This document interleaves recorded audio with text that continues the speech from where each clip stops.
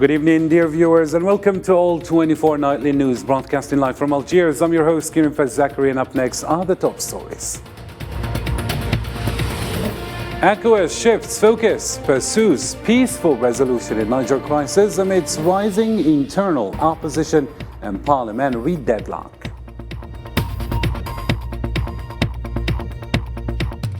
Also coming up, humanitarian crisis deepens as Sudanese army and rapid support forces clash in 3 regions amid skyrocketing fuel prices compounding the economic woes.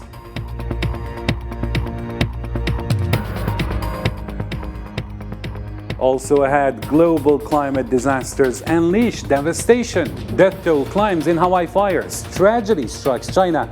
An unprecedented heat wave sweeps across Palestine, Jordan, and Iraq.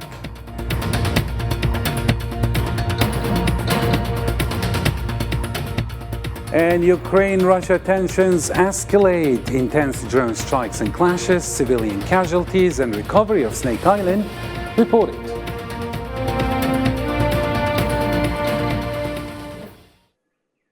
Hello again, and thank you for joining us. First off in our news, amidst West Africa's turmoil, a mediating delegation from Nigeria seeks unity in the wake of a military coup.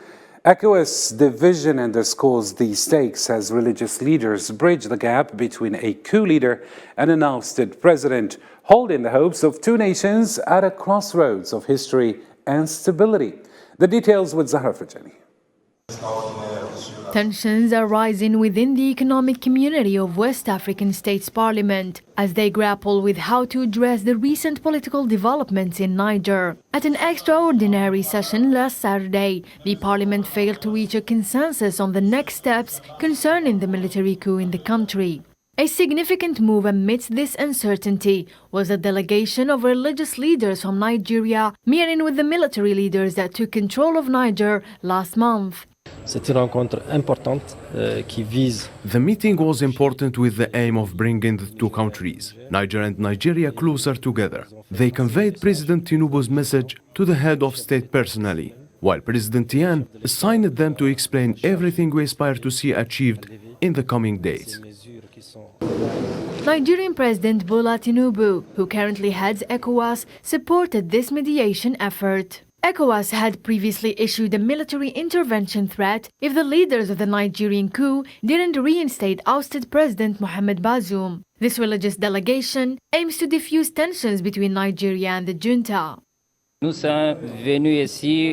were in Nigeria and we met with President Ahmed Bola Tinubu. We discussed with him the events that took place in Niger, and he cannot do anything harmful. We must wait a bit, and this is the purpose of our coming here. Both the Prime Minister and the President received us and listened to our concerns carefully. Upon our return, we will explain to Mr. President Ahmed Tinubu what we heard, and through dialogue, all matters will be resolved. Nigeria and Niger are one family. We cannot do any harm. All we share is peace. Both Niger and Nigeria share a strong desire for peace in the region. The situation has prompted a more measured response from ECOWAS leaders, possibly influenced by the streets' pressure, which led to a less impulsive stance than the initial emergency meetings after the coup in Niger. Still with the same file, Niger's appointed Prime Minister Ali Amin Zain has vocally called for the immediate removal of the sanctions imposed by the Economic Community of West African States, ECOWAS, on his nation. In a meeting with a Nigerian clerical delegation on a mediation mission to Niamey, Amin Zain criticized the sanctions, deeming them inhumane, unjust, and wholly unacceptable. We want ECOWAS to lift inhuman, unilateral, and unacceptable sanctions because they originally contradict the principles of the West African Group. But we remain open to mediations leading to reaching abolition of all these measures and a return to normal relations. In a diplomatic move, the leader of Niger's recent coup, Abdurrahman Tiani, dispatched a delegation to Conakry, led by Defense Chief General Moussa Salah Barmou, to express gratitude for the support received from Guinean leaders. This visit coincides with the Economic Community of West African States, ECOWAS, weighing its strategies to reinstate civilian rule in Niger, including the consideration of potential military intervention in response to the ousting of President Mohamed Bazoum on July 26th. The people of Niger were very concerned by certain excesses stemming from problems with security, from problems revolving around endemic corruption. For the sake of our nation, we had to assume our responsibilities before the people of Niger and before history, in order to safeguard the future of our homeland, Niger. As far as the Republic of Guinea is concerned, we are Pan-African. When our peoples have problems, we are always there. And we will always be there. And that's what happened with our brothers in Mali, Burkina and Niger. As far as we are concerned, we are the only ones who can find solutions to our problems. Our position is clear, and that's to face up our people's problems, which are very, very important to us. The recent coup in Niger has exposed a growing divergence between the positions of the United States and France in the Sahel region.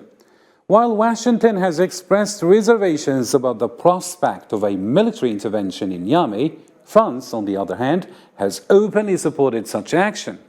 This difference in approach has been further highlighted by the US's criticism of France's emphasis on security-focused measures in addressing regional security threats rather than pursuing broader strategies. On Sunday, a delegation from Boujdour, led by Governor Da Mohamed Shaddad, arrived in the Algerian state of Boumediès. The purpose of the visit is to renew and strengthen the partnership and cooperation agreements between the two states. The focus is on fostering a close relationship between Algerians and Sahrawis, promoting exchange visits and sharing valuable experiences.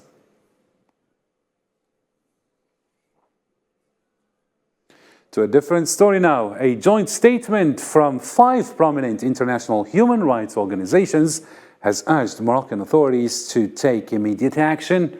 The statement calls for the release of Nasser Zefsafi, who is currently serving a 20-year prison sentence for his leadership in the rural movement in the northern part of the kingdom back in 2016.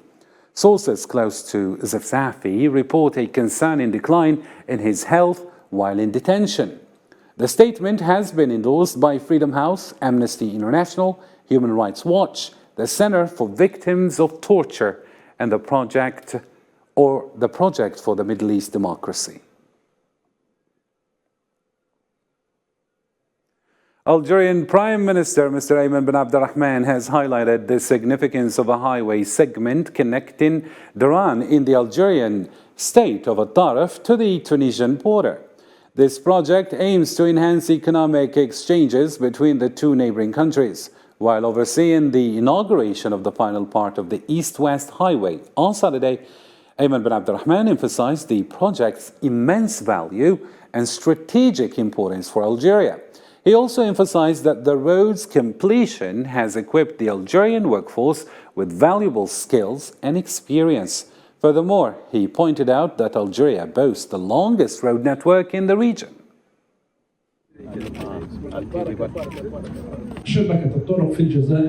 Algerian road network in general extends over 41,000 kilometers, 9,000 kilometers in the highway, compared to all the 4 neighboring countries combined. They did not exceed 100,000 kilometers. And from this perspective, we can notice the huge difference between road networks in Algeria, 141,600, and 9,000 in the highway with the international standards. To other regional news now. On the occasion of International Youth Day, the Presidential Council has released a statement reiterating its dedication to the Reconciliation Project and the empowerment of youth. The aim is to bolster their involvement in putting an end to internal divisions. Additionally, the head of Libya's Supreme Council of State, Mohamed Takala, emphasized the pivotal role that political parties play in the democratic process, serving as the foundation for democracy and providing support for the electoral procedures.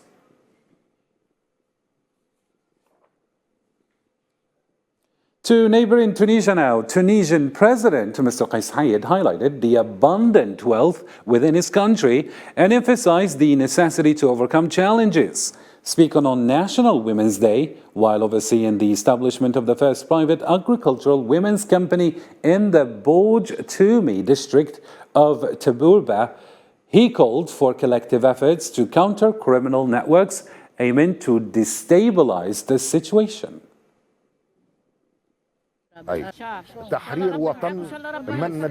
We continue our war against corruption and our war against people who wants to starve the Tunisian people with their existing and exposed plans. First, this is a national cause to liberate the country from lobbies and thieves, and they will bear their responsibilities. On the same occasion, the Tunisian president unequivocally stated that anyone impeding the welfare of citizens and aligning with criminal networks is complicit in wrongdoing and assumes their responsibility. He also emphasized that the people have taken a stand, and it's essential for the administration to meet the high standards of accountability and responsibility. Let's listen. There are those working to obstruct from within the administration so that the situation remains as it is. These are the ones working to starve the people, and they are the ones who put their hands on the state property. The government should be at the service of the community and help them. To the situation in Sudan now, Sudanese people are facing increased hardship due to a nearly 17% rise in fuel prices, coinciding with ongoing violent clashes in 3 regions of the country. United Nations officially has called on both conflicting sides to cease the fighting and prioritize the well-being of the Sudanese population. For the full report, here's Salman Asib. Violent clashes have taken place in Sudan between the Sudanese army and the rapid support forces in multiple regions such as Khartoum, Darfur, and the city of Omdurman. The fighting has led to increased fuel prices by nearly 17% and also led to deteriorating living conditions for millions of Sudanese. The increase of the fuel price is not a good thing and will impact our work. And of course, the customers will not be happy when we increase the prices to cover the high cost. I hope the government will review this decision. Following the violence, civil political forces are meeting in Addis Ababa to seek solutions to end the clashes, establish a unified armed forces leadership, and prioritize the well-being of the Sudanese people.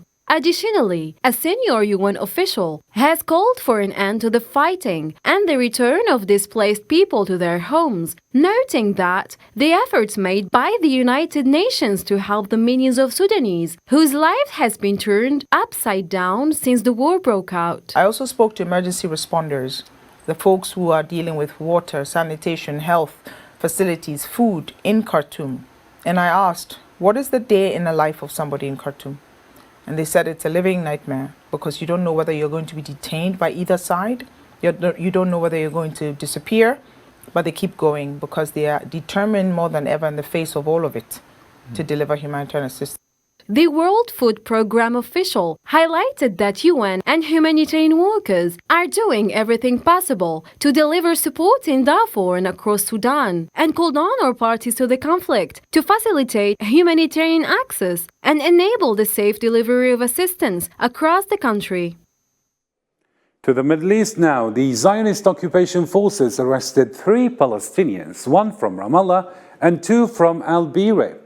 Additionally, they detained 3 individuals passing through a military checkpoint in Jenin in the northern West Bank. Another young man was arrested in the town of Silwan, located south of Al-Aqsa Mosque in occupied Al-Quds. The previous evening in the city of Qalqaliya, in the West Bank still, 2 Palestinians were wounded by Zionist occupation forces gunfire. The Palestinian Red Crescent reported that a child was among the wounded, sustaining a gunshot wound to the head from the occupation forces. Tragedy has struck the island of Maui in the U.S. state of Hawaii, as authorities confirm the death toll from the devastating wildfires has reached 93, making these fires the deadliest in the United States in over a century. The Pacific Disaster Center in the U.S. has estimated the staggering cost of rebuilding the American Hawaiian Islands after this catastrophic event at over $6 billion. Detailed damage assessment maps reveal the extent of destruction, with over 2,000 buildings burnt and damaged in the Lahaina fire alone. A total of 3,000 buildings exposed to the threat of fire in Maui County.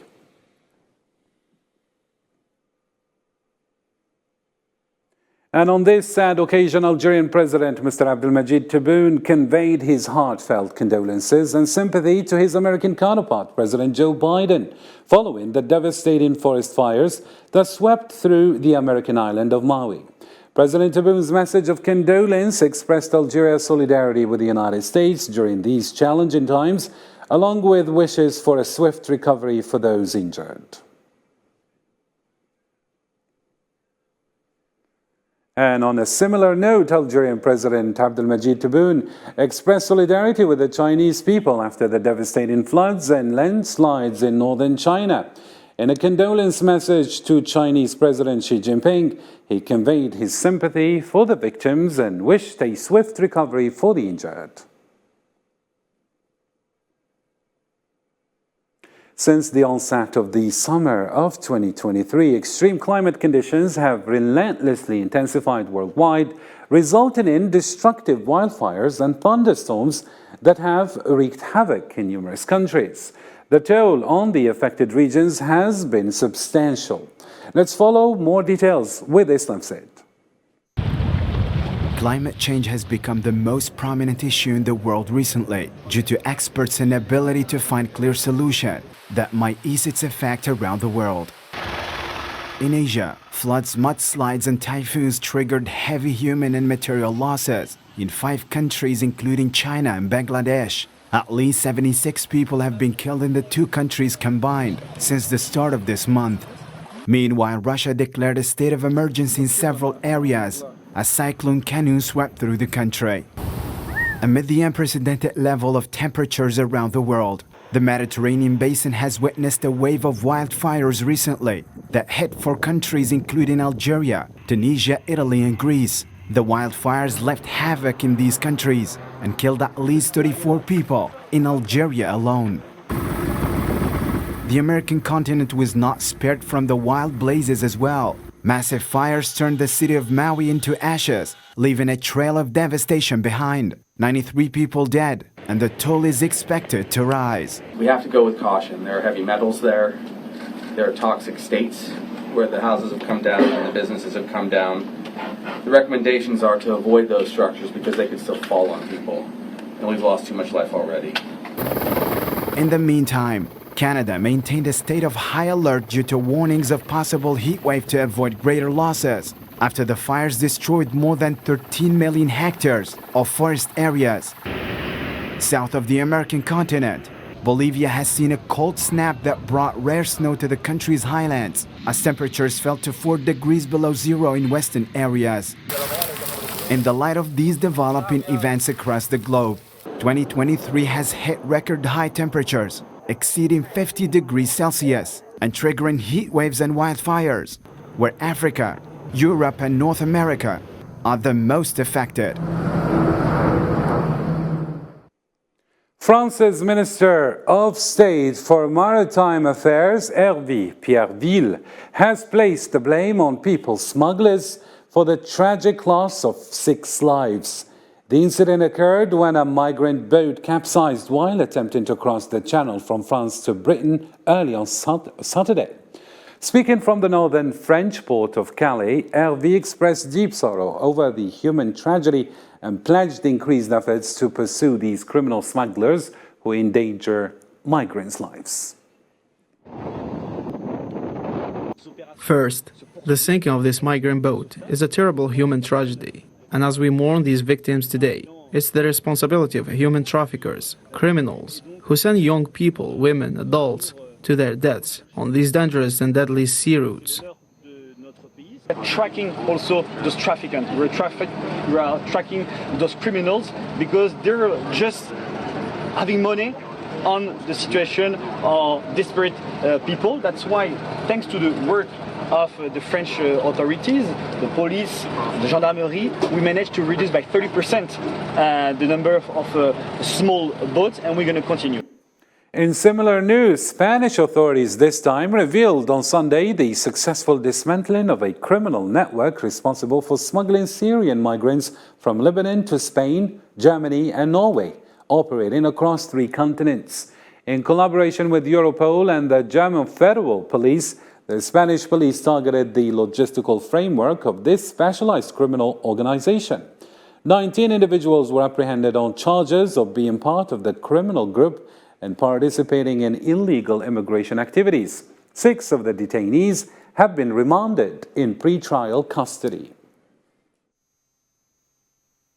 Through the migration route that traverses Africa, Asia and Europe, paying 20,000 euros to each migrant. The criminal network had alliances in each country of the route from other criminal organizations. This allowed it to obtain an economic profit of 2.5 million euros.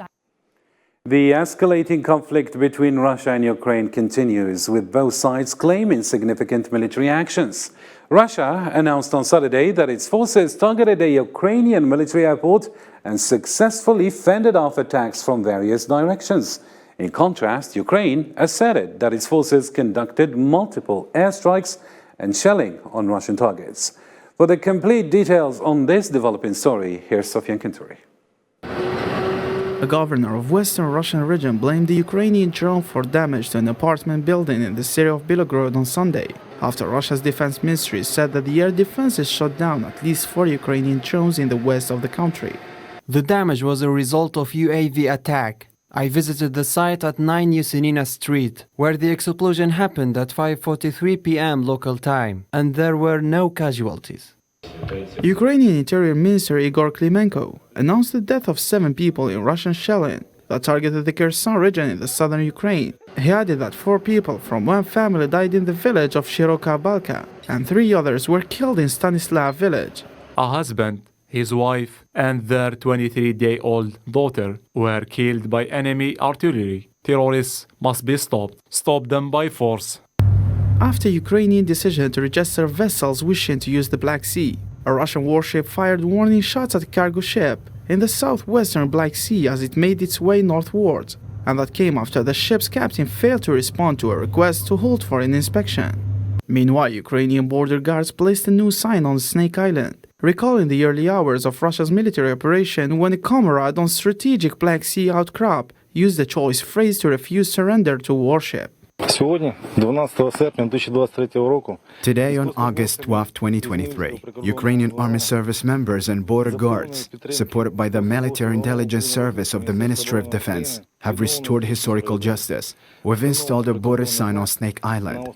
The previous sign was brazenly destroyed by the occupiers in their full-scale invasion. This is the first time Russia has fired on merchant shipping beyond Ukraine since exiting the landmark UN broker grain deal last month. The Chinese Ministry of Foreign Affairs strongly criticized a brief visit to the United States by William Lei, a high-ranking official from Taiwan, branding him as a separatist and a source of constant disturbances. The ministry released a statement soon after Lei's arrival in New York from Taipei, asserting its opposition to visits by individuals supporting Taiwanese separatism. China emphasized its close monitoring of the situation and vowed to take resolute measures to safeguard its national sovereignty and territorial integrity. For more news making headlines around the globe, here's a quick roundup. Argentines headed to the polls on Sunday morning in primary elections, with expectations from voters to punish the ruling center-left Peronist coalition as a result of the inflation scrape to 116% and the cost of living crisis. The primaries are a giant dress rehearsal for the general election in October, which will be given a clear indication of who is the favorite to win the presidency. The death toll has risen to 21 and 6 others remain missing on Sunday after a torrential rain triggered flash floods and landslide in the southern suburbs of Xi'an. Up to date, 186 individuals have been successfully evacuated, while the damaged road sections have been undergone repair and reinforcement. Pakistani police has announced on Sunday that it detained 12 terrorists during security operations in different regions from eastern Punjab. According to the counter-terrorism police, the operations were based on intelligence gathering, adding that the security forces confiscated weapons, ammunition, explosive devices and grenades.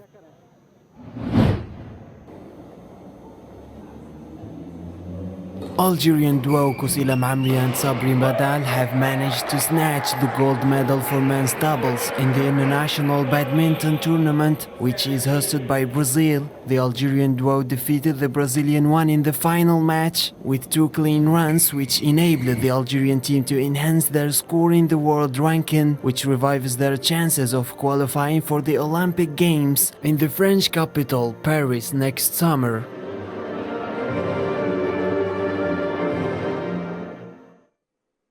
Well, that concludes today's program. For the latest updates, check our social media channels. Thank you for tuning in. And remember to join us again tomorrow for more news. Goodbye.